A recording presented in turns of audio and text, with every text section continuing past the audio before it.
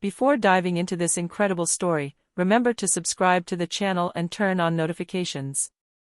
Here, every story has something to say, and you won't want to miss a single one. Clara thought she knew the truth.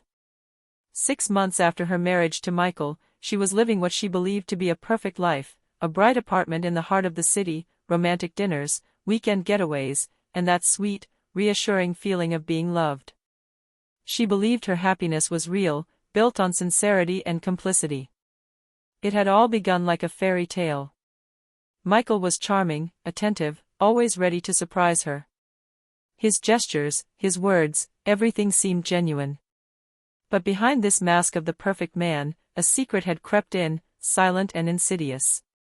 A secret that Clara would discover by chance, one simple afternoon when she was rummaging through old family documents to prepare a dinner for her in-laws. A dusty envelope caught her eye, tucked behind a pile of official papers. Curious, she opened it. Inside were letters, documents, and most importantly, a birth certificate. Her gaze fell on a name she knew all too well, Michael, but linked to a family connection she never would have imagined. The words leaped out, stark and unforgiving. Michael, her husband, was actually her sister-in-law's brother. Her own brother-in-law. The ground seemed to give way beneath her feet. Her breath caught in her throat, and every memory of the past 6 months transformed into a question: were those embraces sincere? Did those smiles mask a lie? The shared laughter now resonated like a betrayal. Clara felt her heart clench, a cold anger coursing through her.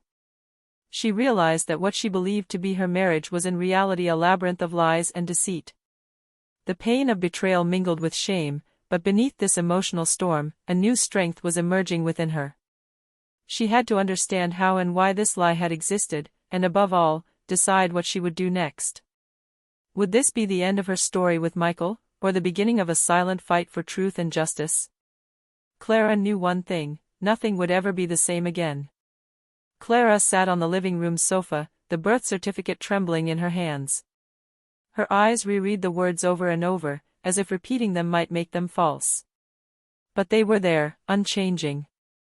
Michael, her husband, the love of the last 6 months, wasn't the man she thought she knew.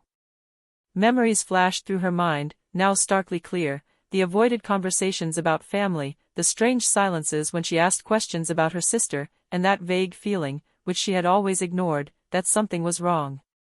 Clara realized that her intuition had tried to speak to her, but had stifled it out of love. She needed answers. Her heart pounding, she stood up and decided to confront Michael. But a part of her trembled at the thought of what she would discover. Should she confront him now, in the heat of the moment and in her anger, or take the time to gather the evidence? Michael came home at the usual time, smiling, holding a bouquet of flowers as he liked to do every Friday. Clara forced a smile, but her voice trembled slightly when she called his name. "Michael, we need to talk." He placed the flowers on the table, frowned slightly, sensing the worry in his wife's tone.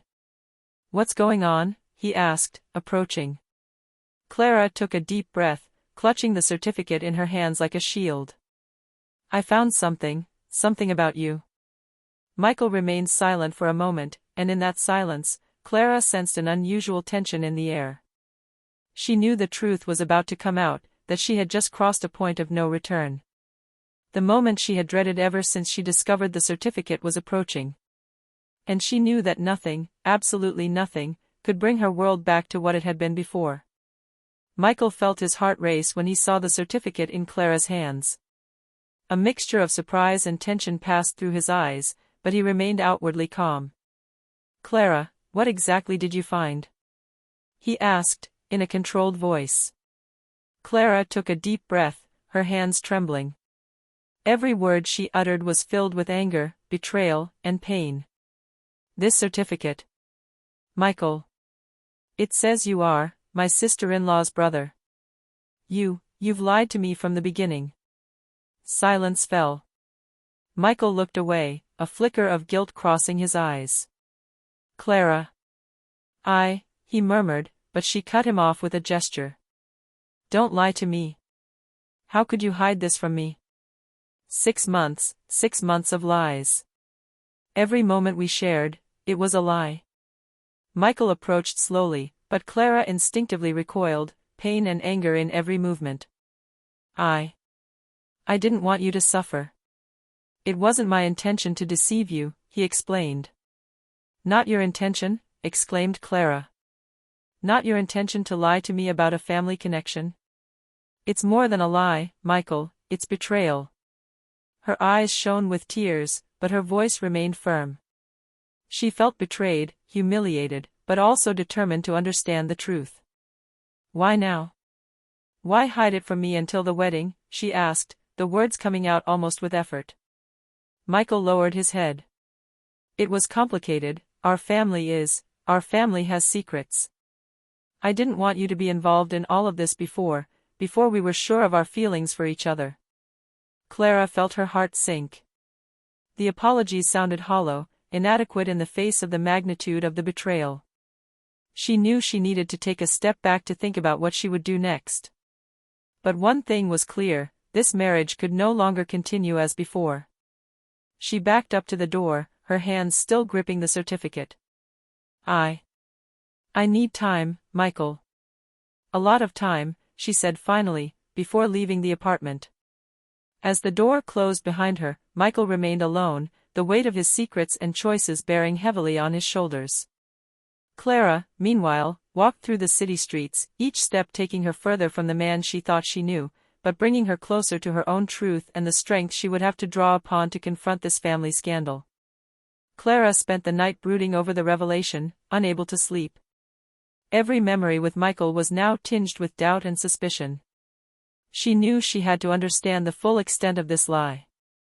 If Michael had hidden such a huge secret, what if even darker truths lay hidden behind his charming smile? The next day, she decided to go to Michael's parents' house, pretending she wanted to pay them a visit. She needed to observe, ask questions, and look for clues. From the moment she arrived, the familiar warm atmosphere felt strange and tense. Michael's parents seemed nervous, exchanging furtive glances whenever she mentioned his name.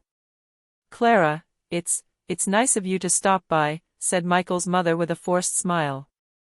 I just wanted to see you, replied Clara, trying to hide her mistrust. But she soon noticed troubling details, photos of Michael and another woman, never mentioned before, old letters neatly arranged that seemed to be avoiding her view. Each detail confirmed one thing, Michael's family had deliberately hidden important information. Clara then decided to search a little more discreetly.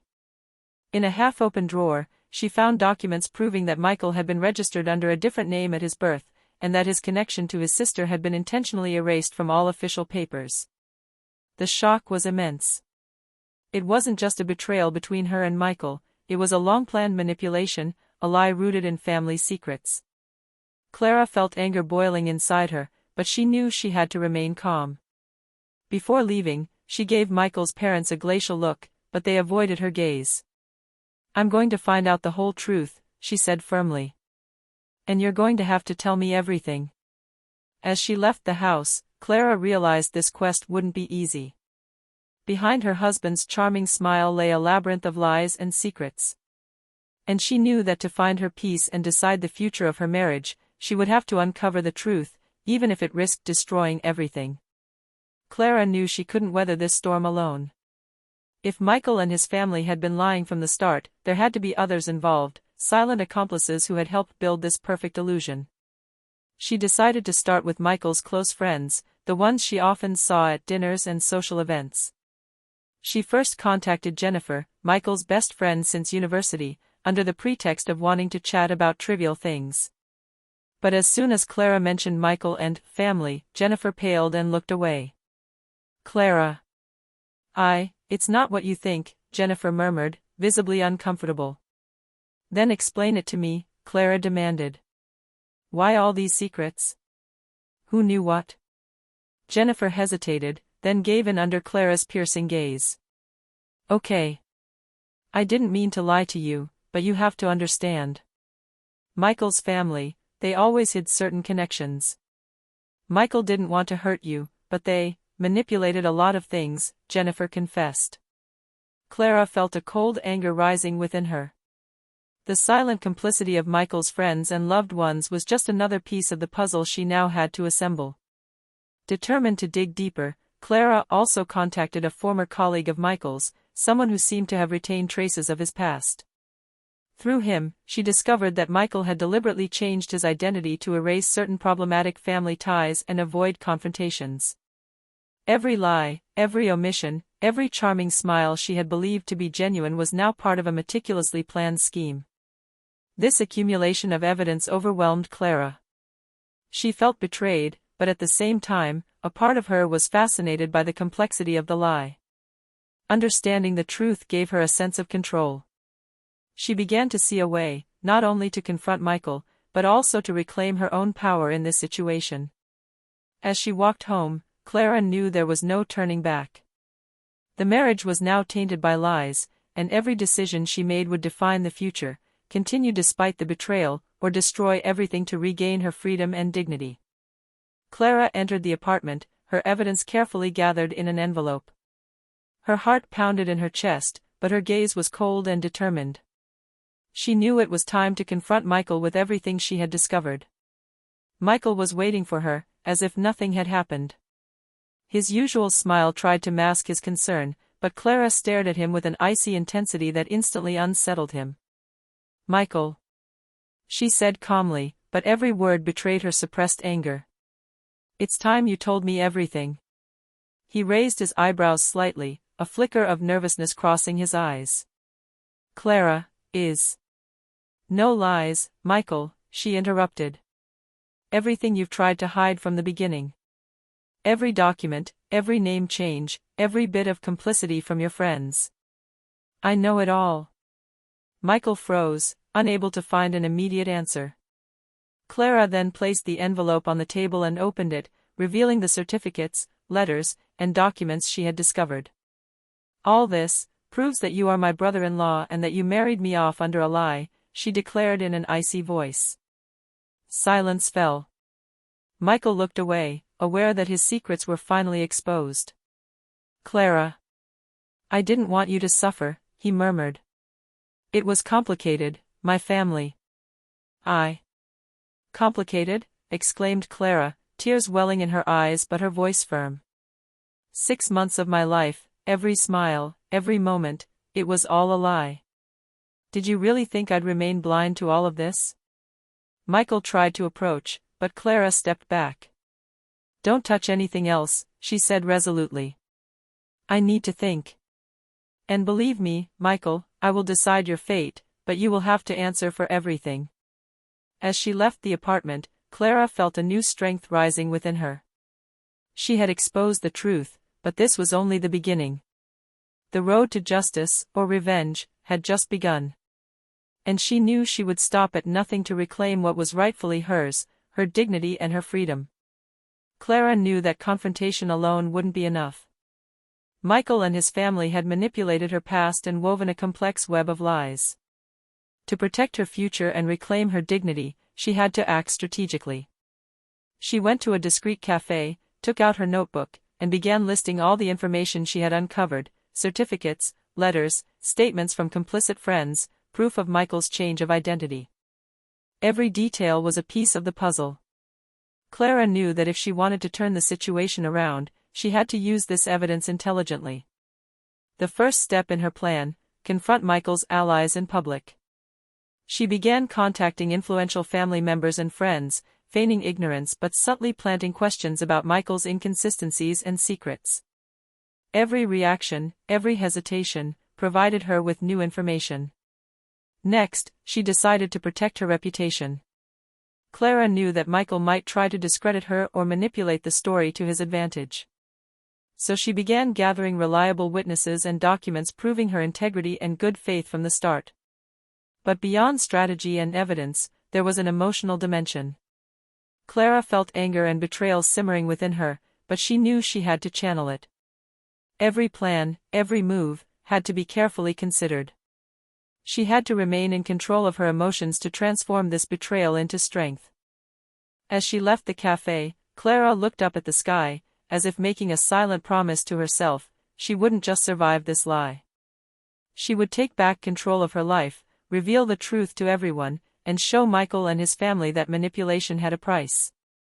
A spark of determination shone in her eyes. The game had only just begun, and Clara was ready to do anything to win. Clara knew the decisive moment was approaching.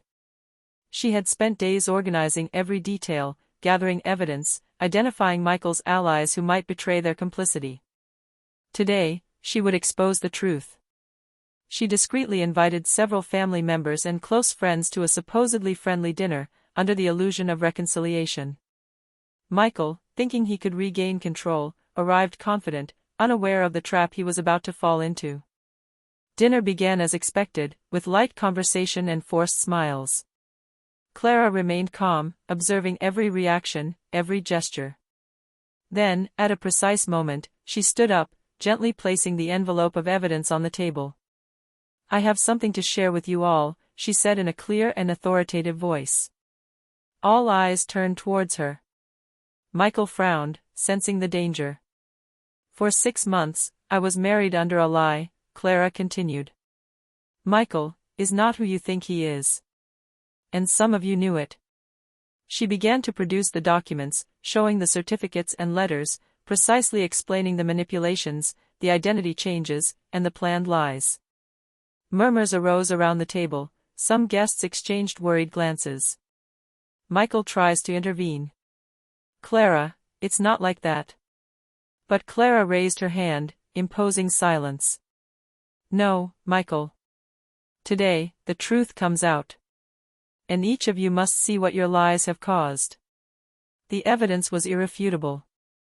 The once so self-assured accomplices lowered their eyes.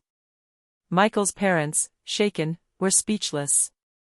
Clara, calm and dignified, had turned the situation to her advantage. At the end of dinner, Michael was silent, humiliated in front of his family and friends.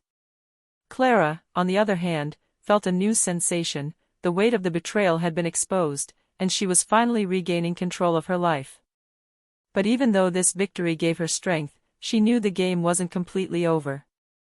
The repercussions of this exposure would continue to unfold, and Clara had to remain vigilant. Michael couldn't remain silent. Humiliated in front of his family and friends, he felt his anger and wounded ego simmering. He knew he had to react to try and regain control of the situation, but he underestimated Clara's determination. The next day, he sent messages to several dinner guests, trying to cast doubt on the document's authenticity. He spoke of mistakes, misunderstandings, and insinuated that Clara had exaggerated the facts. But each attempt at manipulation was thwarted by Clara's meticulous preparation. She had anticipated his moves, recorded conversations, and secured all the evidence beyond reproach. Clara decided to confront Michael directly, but this time in a private setting, to prevent the situation from escalating further. She met him in their apartment, his hands clutching the documents. "Michael," she said calmly, "I know you want to turn the situation around. But every lie, every attempt at manipulation. I anticipated it. You have no way of discrediting me." Michael, furious but desperate, attempted one last strategy. "Clara, we can fix this. Forget everything and let's move on with our lives. I promise you everything will be the same as before." "Like before?" exclaimed Clara. "You call that like before? 6 months of lies? You think I can go back after that?" Michael remained silent. Clara felt a surge of victory within her, but she knew it wasn't over yet.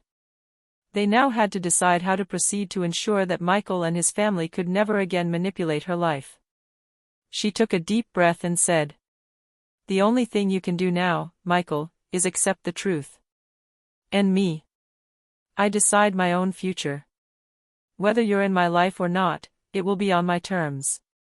Michael then understood, for the first time, that Clara was no longer the naive young woman he had thought he had deceived. She had become the mistress of her own destiny, and no attempt at manipulation could ever touch her again. Clara knew the road ahead would be long, but for the first time since the lie was discovered, she felt invincible. She had exposed the truth, repelled the counterattack, and her freedom was finally beginning to be rebuilt. Clara stood by her apartment window, watching the city light up in the twilight. The past few days had been a whirlwind of emotions: anger, betrayal, revelations, confrontations, and small victories over Michael and his family. But now, the most important question remained: what would she do with her marriage? She thought back to Michael, to his charming smile, to all the times she had believed in him. Part of her still loved him, despite everything. But another, stronger part knew that trust, once broken like that, couldn't be easily rebuilt. And above all, she never wanted to feel manipulated again. Clara took out the documents and reread them one last time. Each piece of evidence, each exposed lie, was now a symbol of her newfound strength. She made a decision: she would free herself from this illusion and take back control of her life, for herself above all. She called Michael and asked him to come. When he entered, he was tense, but Clara remained calm and confident. "Michael," she said in a clear voice, "we've been through a lot these past few days. But I've made my decision.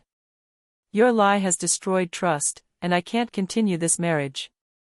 Michael tries to protest. "Clara. I can change, I can." "No, Michael.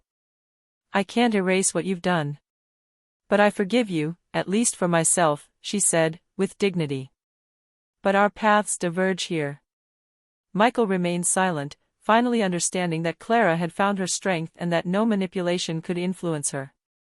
Clara, for her part, felt an enormous weight lift from her shoulders. She was free, mistress of her destiny, and ready to rebuild her life on her own terms. As she left the apartment for the last time, Clara took a deep breath. The world seemed brighter, wider. She knew that this ordeal had transformed her, stronger, more determined, and fully aware of her worth. For the first time since the lie was discovered, Clara truly smiled, ready to embrace a future of her own choosing. The weeks that followed were a mix of calm and rebuilding for Clara. Free from Michael and his lies, she took the time to rediscover herself, to reflect on her priorities and her forgotten dreams. Each morning, upon waking, she felt a little more of the lightness and freedom she had so longed for. She reconnected with her close friends and family, sharing her experience and finding support and love in their advice and presence. Every conversation, every laugh she rediscovered, strengthened her self-confidence. Clara understood that she hadn't just survived a deceitful marriage, but that she had grown, matured, and discovered an unexpected inner strength. One day, while strolling through a sunny park, Clara met a man unlike Michael: honest, attentive, but above all, respectful of her space and her choices. Their encounter was simple, natural, and yet filled with warmth and sincerity. For the first time, Clara felt that a new chapter of her life could begin, founded on trust and authenticity. She smiled, gazing at the horizon with determination and serenity. The past was behind her, and Michael's lie no longer had any power over her life. Clara had weathered the betrayal, confronted the secrets, and emerged stronger than ever. Her rebirth was not only the end of a deceitful marriage, but the beginning of a life chosen by herself alone, where truth, sincere love, and her own dignity guided every step. Clara knew that, whatever the future held, she was ready to face it.